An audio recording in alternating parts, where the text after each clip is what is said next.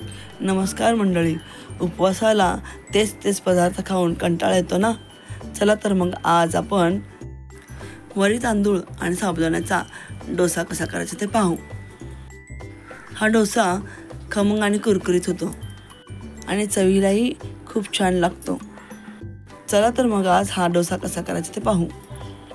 यासाठी 2 वाट्या वरीचे तांदूळ किंवा भगर स्वच्छ धुवून घ्यायचे आणि या पद्धतीने रोळून घ्यायची. या पद्धतीने रोळल्यास एखादा खडा निवडताना नजर चुकीने राहिल्यास तो यातून निघून जातो. रोळून झाल्यावर यातील पाणी काढून टाकायचं आणि भगर बुडेल एवढं पाणी घालून 4 तास भिजत ठेवायचं. त्याचप्रमाणे साबुदाणाही धुवून 7-8 तास भिजत ठेवायचा. छान मऊ भिजला पाहिजे साबुदाणा. आता 4 तासानंतर भिजवलेली भगर त्यातलं पाणी काढून दुसरं पाणी घ्यायचं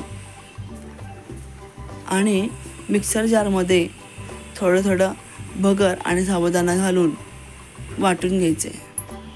वाटताना त्यात 7-8 मिरच्या घालायच्या, आल्याचा तुकडा घालायचा आणि भगरीचं भिजवलेलं पाणी घालून मिश्रण बारीक वाटून घ्यायचं. आता हे मिश्रण एका भांड्यात काढायचं. आता पुन्हा मिक्सर जारमध्ये न वाटलेले मिरचीचे तुकडे, आलं घालून त्यात भगर, साबुदाणा आणि अर्धी वाटी दही घालायचं आणि हे मिश्रण पुन्हा बारीक वाटून घ्यायचं. आता मिक्सर जारमध्ये पुन्हा भगर आणि साबुदाणा घेऊन त्यात कोथिंबीर घालायची.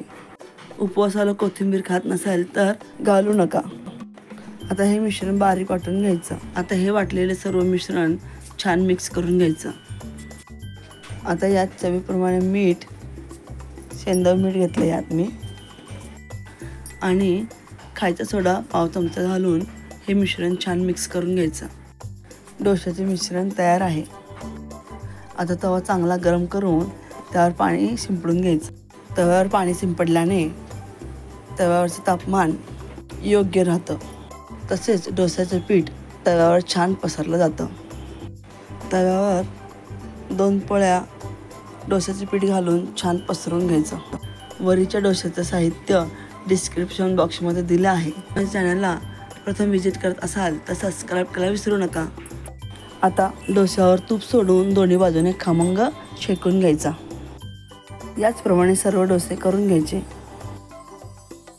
तुम्हाला मसाला डोस्याची रेसिपी आवडल्यास लाईक, शेअर, कमेंट आणि सबस्क्राईब करायला विसरू नका.